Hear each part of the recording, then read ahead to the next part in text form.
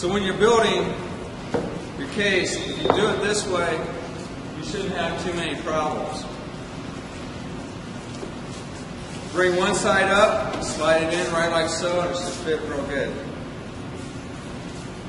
Now I don't know if this web frame is going to work or not because it's not sanded, but it should. And then that would fit. Plus the glue's not dry.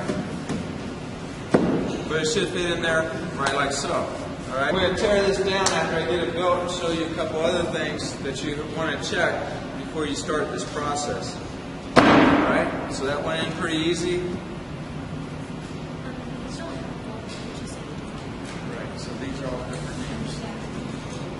Different people. So you're going to just sort of like passwords. That makes sense. You get like the best spot. So if it's done by measures, it does fit up the same way. Okay. Push your web frame down, base down, and then your two stretchers should be able to fit in just as easily. They may be spread out a little bit at the top due to the web frame, but they should slide right in there. There should not be a large gap. What you can do at this point with the dry assembly is gather your face frame pieces and do your markings for that. We can also check to see how square our cabinet is without doing any glue up or nail. So that's nice and square on that side, and we're nice and square. So we have a square cabinet. We'll make a square face frame, and we'll have a perfect cabinet. These are going to sit right on top, right like so. And when we do our construction, if our web frame is sticking out from the side, that will cause a gap when we put it on our face frame. So we do not want to have a gap on this side. So if anything, if it's recessed back a tiny bit, I'd rather have that problem than to have this basically sticking out, causing my face frame to have a gap on the side. So make sure those are pushed back. And sometimes it can be kind of stubborn. We can get a block of wood to help us out here. It doesn't go towards, but that you should be able to rub your finger and not feel a lip at all up and down that front edge, and it's fine. Once again, do not get too far back. It should be flush. Alright, so that's our dry fit. We can get our face frame pieces and do our checks and our markings on our face frame. And then as soon as we get that done, we can either glue this up, nail it, or we can glue and clamp it together. Allow this to dry and go work on our face frame.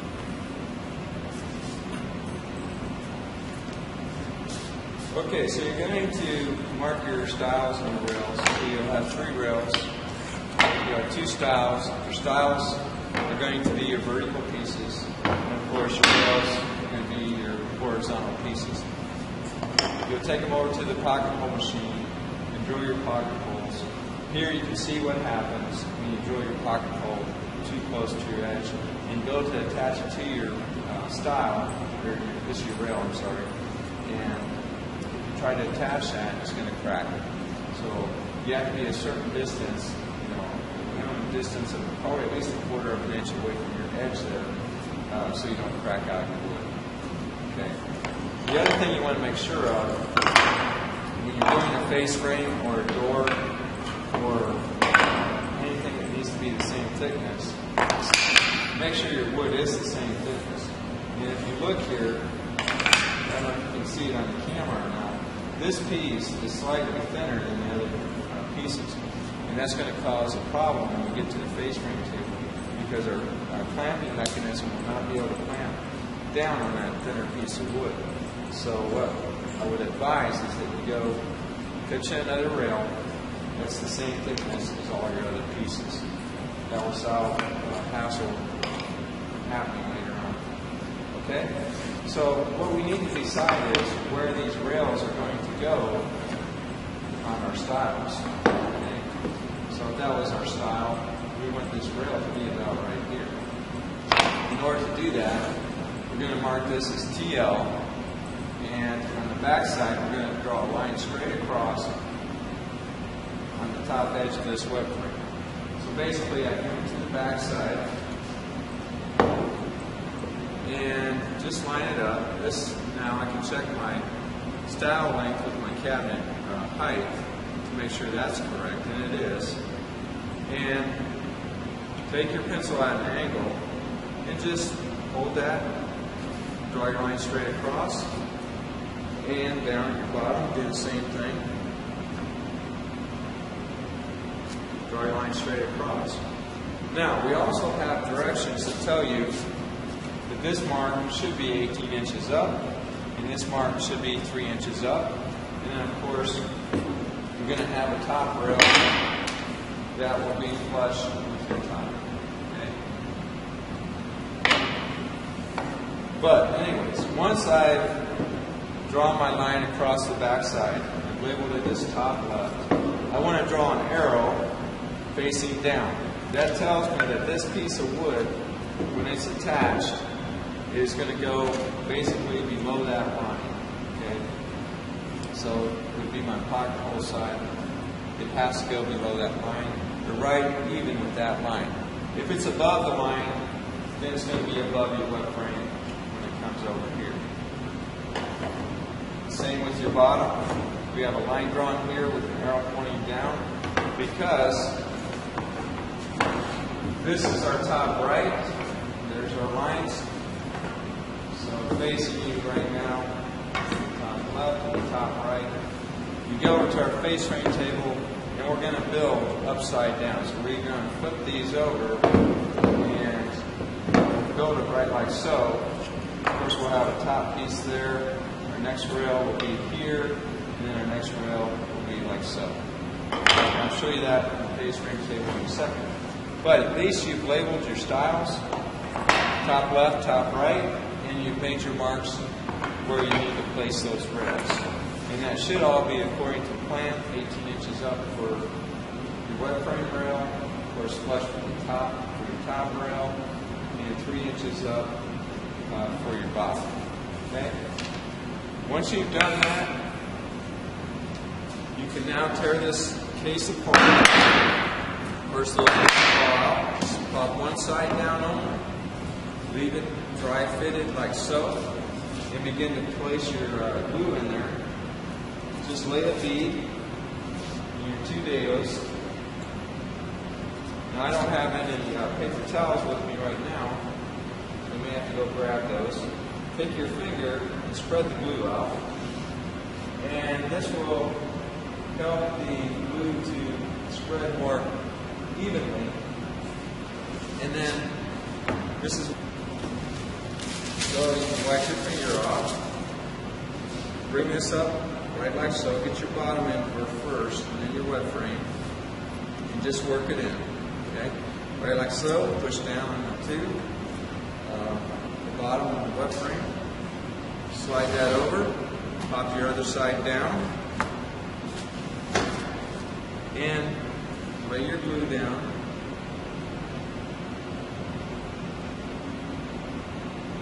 And use your finger once again to spread that glue out.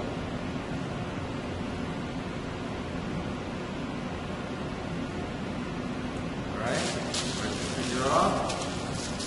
Pull your side up. And I usually get my bottom end first, or whichever one's hardest, and just tap it on the sides, press down a little bit, because we want it flush in the front. At this point, I actually come over here and make sure I'm flush in the front.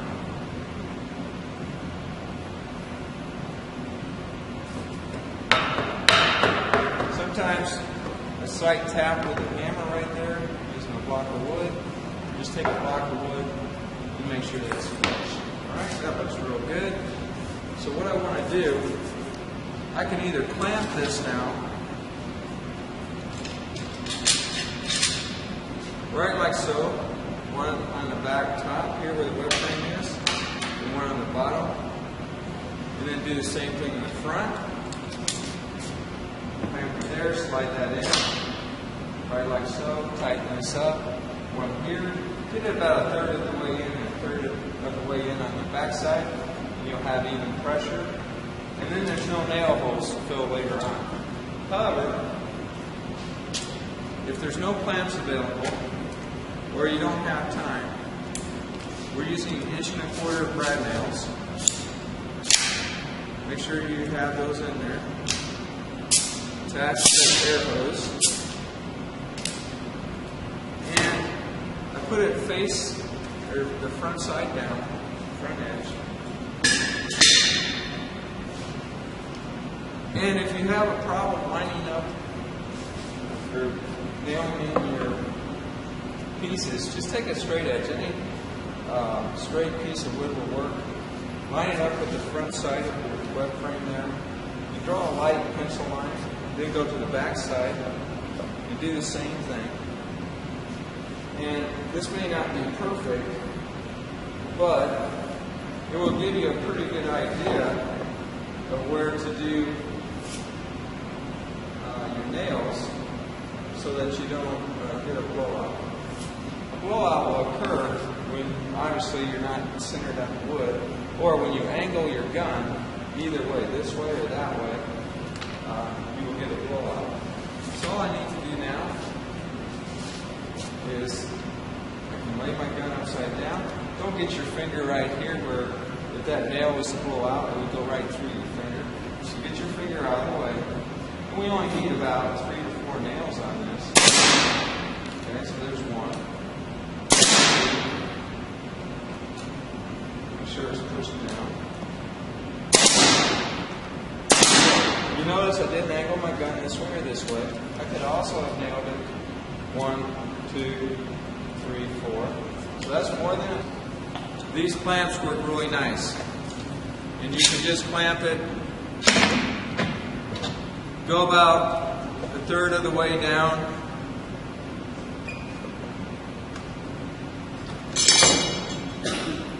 The problem is we don't have a lot of clamps, so if everybody was to clamp like we did last year with black melamine, because we didn't want nail holes in our melamine, you may have to wait a day. Okay? Just squeeze it together like so. You can probably pull it up at this point. Put your 2 clamps on the other side, just like that. Just clamp it and wait till it dries, which would probably be your next class period. So when you came in the next day, I will probably have already pulled your clamps off if you clamped it. Now if you nail it and glue it, either way you got the glue, right? But if you nail it and glue it, you can just put it away in your cubby. Alright? And it'll be safe. Also, once you get to this point, on the bottom, what you want to do is write your name in permanent marker. Okay? On the bottom side of it. So you're going to put your name, and you flip it this way. Come right here on this side, and write your name in permanent marker. You can also do it on these inside edges on the bottom as well. That way, if someone takes your case, we basically know if that area is sanded, we know that they stole it. Okay? And it happens, unfortunately. Alright, okay? If you don't use glue, I'll know it right away. I'll be able to pound your case apart with no problem. When you attach your face frame, if you don't apply glue, I'll be able to knock your face frame off real easy. Okay? What we want to do, we got a lot of time. Let's say your case is off and your piece is too long. That's an easy fix. All you're going to do before you even start making your marks, remember how too long it is, you make a mark right there, go to the saw, cut that length to the correct length. It should be 23 7/8. What would happen if it was too short? Okay? If it was too short, now I know these are both the right size, let's say it was 3/4 of an inch too short, or 13/16. Take a long board, and they both should be the same, by the way. That's the right thickness to make up that difference. And then this would be flush with the top, correct? It wouldn't be too long if this was short. So basically you're going to shim it underneath until it becomes even with this, rather than going and cutting a whole new piece. Let's say you cut your piece at 23 3/8 instead of 23 7/8. So you're 4/8 off, or a 1/2 inch off. Go find a 1/2 inch piece of wood, stick it under there, go TR, make your lines, and you'll be fine. Because when you go to build this, it's going to be too short, but you're going to have a 2-inch bottom trim that's going to hide that part that's not showing.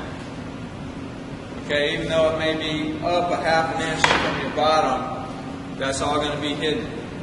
So if you're only a 1/2 inch off, or 3/4 of an inch, or even a whole inch off, we can still use those pieces. And if you're too long, that's an easy fix. Before you can build your